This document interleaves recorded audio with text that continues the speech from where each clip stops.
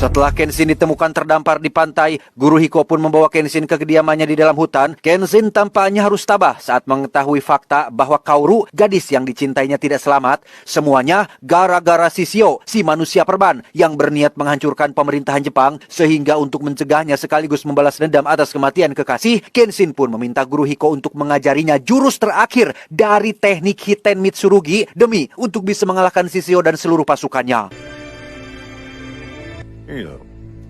Beralih ke Shishio yang sudah tiba di kota Tokyo, dengan kapal raksasanya, ia langsung menembakkan beberapa meriam tepat di tengah kota sebagai tanda akan kehadirannya.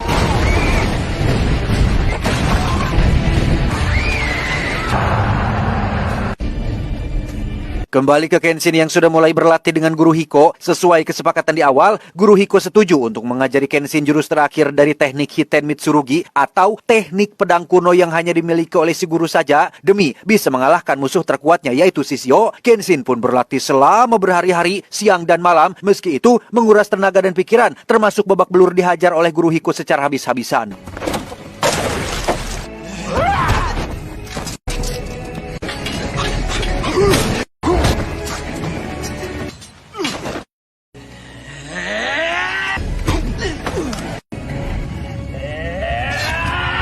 Pada hari ketiga latihannya, Kenshin terlihat berada di sebuah lokasi yang merupakan Ruyuk Awi. Guru Hiko sendiri terlihat sudah memakai pakaian ciri khasnya semasa masih menjadi pembunuh sebagai tanda bahwa hari ini beliau akan mengajari jurus terakhir yang Kenshin inginkan.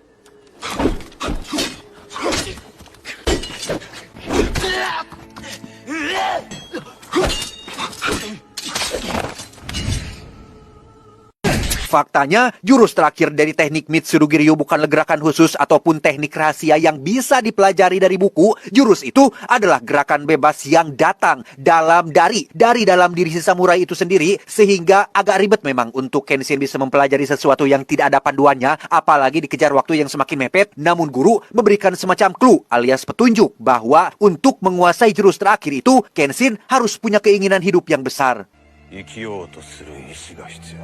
Pada akhirnya, Kenshin pun sadar bahwa selama ini ia memang selalu dihantui rasa bersalah atas semua pembunuhan di masa lalu. Hal itu menjadikannya sebagai sosok yang selalu penuh rasa penyesalan, merasa takut, gelisah, ketakutan, takut jika ia mengulangi pembunuhan lagi, yang secara tidak langsung telah menurunkan insting bertahan hidupnya. Dan itulah yang membuat Kenshin menjadi gak lemah, playa-pleye, letoy, penuh keraguan. Buktinya, ia bahkan kalah dari seorang bocah ingusan yaitu Sojiro, anak buahnya Shishio, yang juga telah mengakibatkan pedang pertamanya patah. Setelah memahami kunci untuk menguasai jurus terakhir, Kenshin pun mulai berlatih kembali dan beralih ke kapal Shishio. Beberapa anak buahnya berhasil menangkap seorang nelayan yang diduga sempat melihat seorang pria dengan bekas luka menyilang di pipinya, sehingga Shishio akhirnya sadar jika Kenshin masih hidup dan berpotensi menggagalkan rencananya. Untuk itu, Shishio pun melakukan pertemuan dengan pihak pemerintah yang dipimpin oleh seorang menteri bernama Menteri Ito. Dengan dalih silaturahmi dan melakukan musyawarah, Shishio pun mempersilahkan menteri dan jajarannya untuk duduk sembari menikmati hidangan yang sudah disiapkan.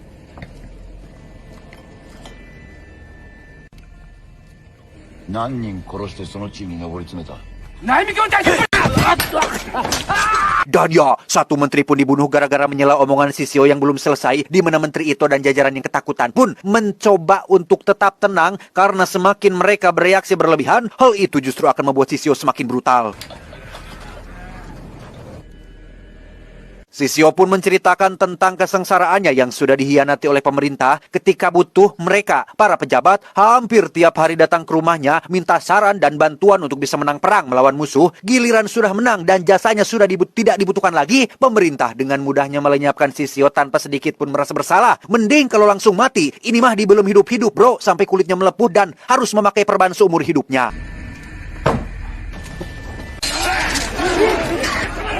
Shishio dengan belak-belakan mengutarakan niatnya untuk menghancurkan pemerintahan Jepang, terkecuali mereka, pemerintah, para pejabat dan jajarannya bisa menemukan Kenshin dan mengeksekusinya di tempat umum, baru Shishio akan mengurungkan niatnya yang padahal kita semua tahu itu hanyalah dusta dan kebohongan semata, karena justru AA Kenshin lah yang sangat Shishio takutkan.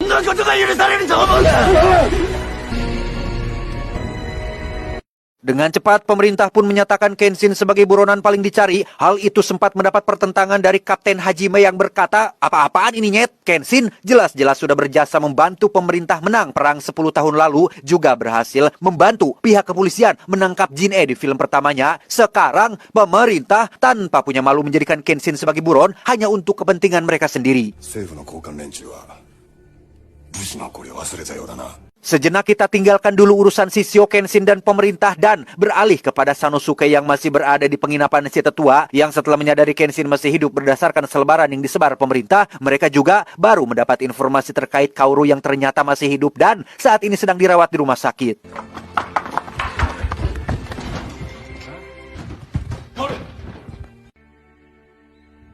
Kembali ke Kenshin yang sudah siap berangkat ke Tokyo tepat saat Misao muncul di sana untuk memberitahu tentang Kaoru yang masih hidup. Hal itu secara tidak langsung telah meningkatkan semangat hidupnya dan Guru Hiko hanya bisa berpesan agar Kenshin selalu ingat bahwa hidupnya sama berharganya dengan hidup orang lain. Jangan selalu merasa bersalah, jangan terlalu menyalahkan diri sendiri. Yang sudah lalu, sudahlah, jangan diingat-ingat karena hidup menjadi lebih baik bukan karena kebetulan, melainkan karena adanya perubahan.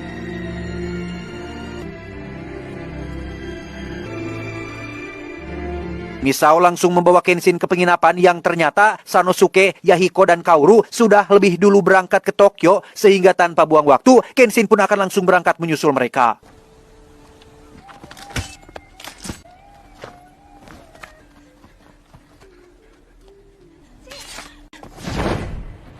Dan ya, baru saja akan berangkat, muncullah Aoshi yang lagi-lagi ngadiriwu alias bikin repot dengan menantang Kenshin untuk bertarung. Sehingga, bikin repot. Kenshin pun langsung menerima tantangannya.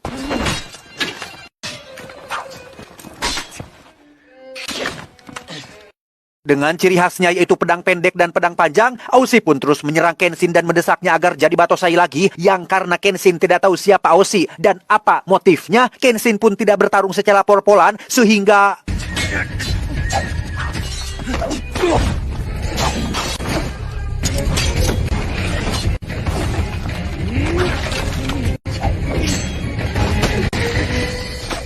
Ya, tepat saat Kenshin nyaris tersungkur, Misao ujug-ujug ikut nimbrung dengan melempar pisau dari belakang yang membuat Aoshi harus melakukan kekerasan terhadap perempuan.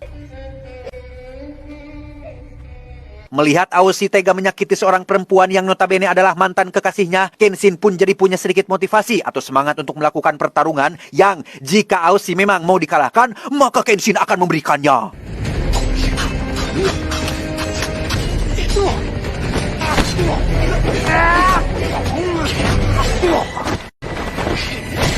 Dan ya, andai kata pedang yang Kenshin gunakan bukan Sakabato atau pedang mata terbalik, wah, udah mati itu si Aoshi. Karena ia masih bersikeras ingin menjadi yang nomor 1, Kenshin pun merasa perlu untuk menyadarkannya sekaligus memberinya pelajaran penting yang tak terlupakan.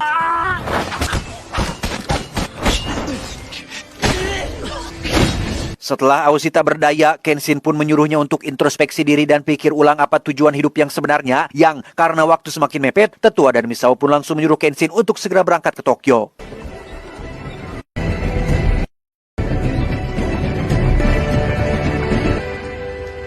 Setibanya di Tokyo, lebih tepatnya Dojo Kaoru, ternyata di sana hanya ada Megumi, tidak pakai Fujiura, yang sesaat setelah Kenshin mengganti pakaian dengan pakaian dinas ciri khasnya, muncullah beberapa polisi yang datang untuk menangkapnya.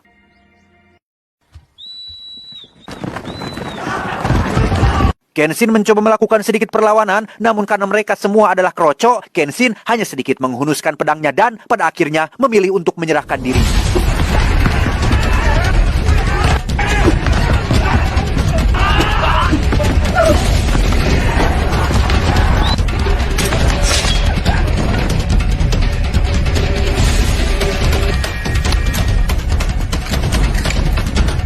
Kenshin pun langsung dibawa menghadap Menteri Ito. Alih-alih ditangkap untuk dieksekusi sesuai permintaan Shishio, Menteri justru punya rencana lain yang lebih masuk akal, yaitu akan membuat Kenshin berada cukup dekat dengan Shishio dengan harapan Kenshin bisa dapat mampu mengalahkannya.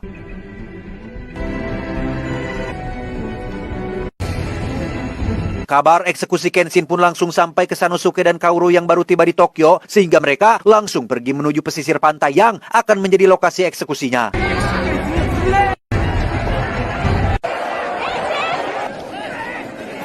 Tak seperti yang diharapkan, Shishio ternyata tidak hadir di sana melainkan menunggu di dalam kapal. Namun eksekusi harus tetap dijalankan sebagai bagian dari prosedur. Inspektur mulai membacakan nama-nama para korban yang sudah Kenshin bunuh, yang hal itu tentu saja membuat Kenshin semakin merasa bersalah atas semua kesalahannya di masa lalu. Kujoke Ao Samurai, Aizan Koyogata, Kanbe Taro, Shonai Han Hanshi. Selesai membaca nama-nama para korban, sang Algojo langsung basuh katananya yang ketika eksekusi akan dilakukan, tiba-tiba...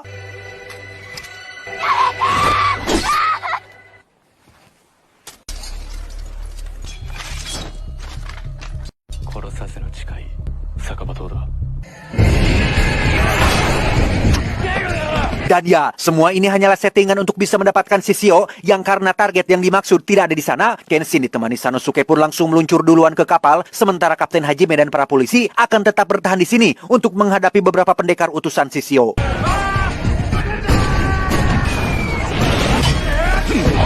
Masih dengan jurusnya, Kapten Hajime pun menargetkan satu pendekar yang masih satu aliran dengan si buta dari gua hantu dan...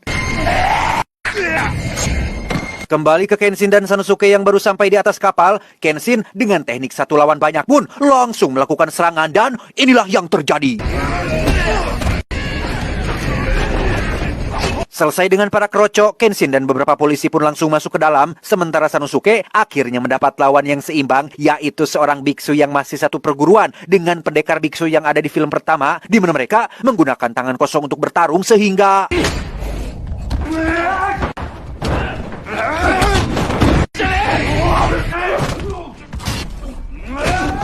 Ya, Sanosuke benar-benar babak belur setelah mendapat pukulan beruntun dari si biksu. Namun sebagai petarung jalanan yang memang terbiasa gelut dengan gaya bebas, Sanosuke pun menargetkan kantong menyan si biksu hingga ia ngagoler tidak berdaya.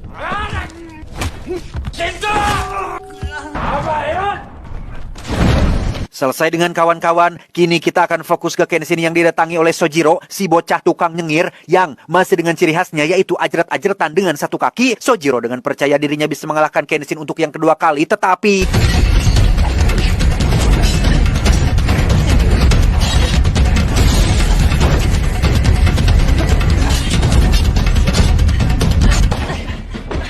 Ya, Kenshin menyerang satu kaki Sojiro yang membuatnya tidak bisa ajrat-ajratan lagi. Hal itu membuatnya sangat stres, termasuk sudah tidak bisa nyengir lagi seperti sebelum-sebelumnya.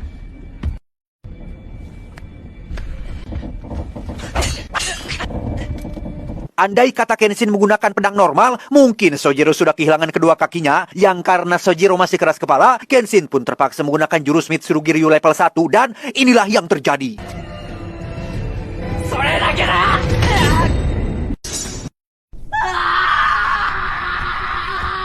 Selesai dengan Sojiro, kini Kenshin akan menghadapi Shishio yang menyambutnya dengan tembakan dari senjata mesin, di mana Shishio menyuruh ajudannya untuk berhenti dan memutuskan untuk melakukan duel dengan Kenshin yang merupakan seniornya sendiri.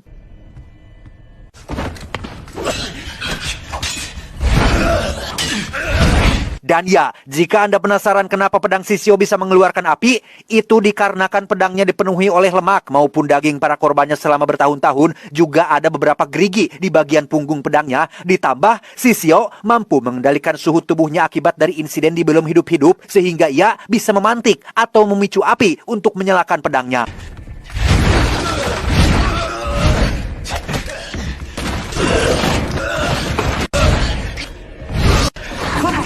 Dan ya, Shishio pun memakai jurus bocil yaitu menggigit yang membuat Kenshin menjadi lengah dan tersungkur, di mana Kapten Hajime yang baru tiba di kapal pun langsung turun tangan untuk membantu Kenshin mengalahkan Shishio.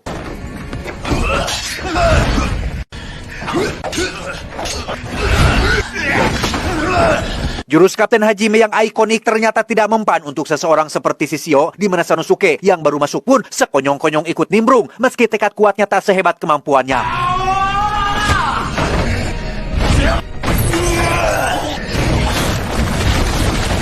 Hanya butuh 30 detik saja untuk Shishio mengalahkan dua orang yang ya bisa dibilang paling jago di wilayahnya loh. Tapi tidak untuk Kenshin yang sudah kembali bangkit. Tapi tiba-tiba... Ya, muncullah Aoshi yang kini sudah sadar dan berakal sehat. Ia tidak lagi mengejar Kenshin, justru berniat membantunya untuk menyelamatkan negara Jepang.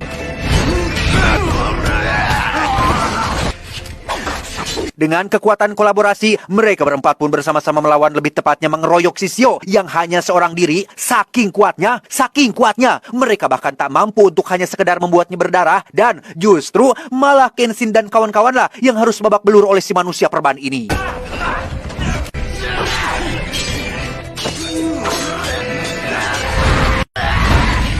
Masih tak menyerah, mereka berempat menggunakan serangan tiki-taka atau strategi menyerang secara bergantian. Hal itu ditujukan untuk membuat Shishio kelelahan, yang memang dengan kondisi tubuhnya seperti ini, Shishio diketahui hanya punya waktu 15 menit saja untuk bertarung. Lebih dari itu, suhu tubuhnya akan naik drastis dan akan menyebabkan kematian untuk dirinya sendiri.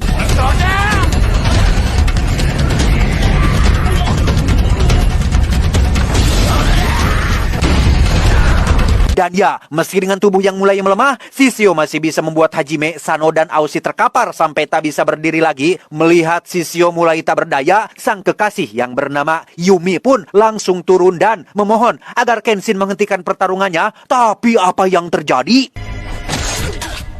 Ya, betapa terkejutnya Kenshin saat melihat Shishio dengan begitu teganya mengorbankan kekasih sendiri hanya untuk bisa menyerangnya. Namun yang paling menganjingkan adalah Yumi sendiri yang dalam kondisi sekarat justru malah berkata jika dirinya sangat senang karena akhirnya bisa berguna untuk Shishio dalam pertarungan. Dan ingat, jika sudah melibatkan wanita, anak-anak, ataupun seseorang yang lemah, Kenshin benar-benar sangat marah dan tidak bisa memaafkan perbuatan seperti itu. Sehingga, anjing, disinilah Kenshin akan benar-benar membrutal.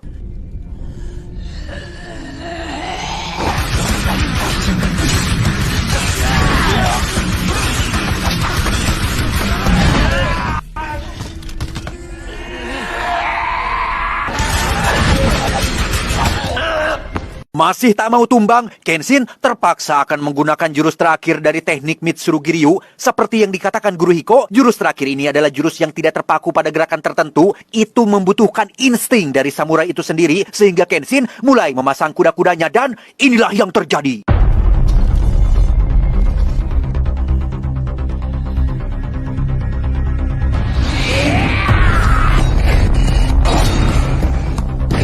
Ya, pedang Shishio pun patah bersamaan dengan suhu tubuhnya yang naik drastis. Hal itu menyebabkan tubuhnya mengalami hareeng, demam tinggi, panas dalam, sariawan, tapi dalam taraf yang berlebihan, sehingga riwayat Shishio pun berakhir dengan tubuh yang terbakar dari dalam.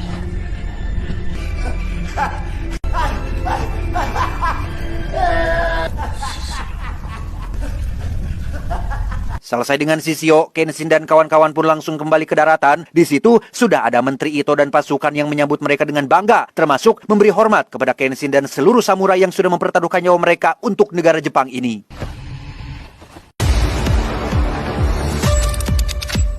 Setelah semuanya selesai, Kenshin dan kawan-kawan pun kembali ke dojo dan melanjutkan kehidupan normal mereka, di mana Kenshin sendiri akhirnya nembak Kaoru secara tidak langsung dan melanjutkan hubungan mereka ke jenjang yang lebih serius.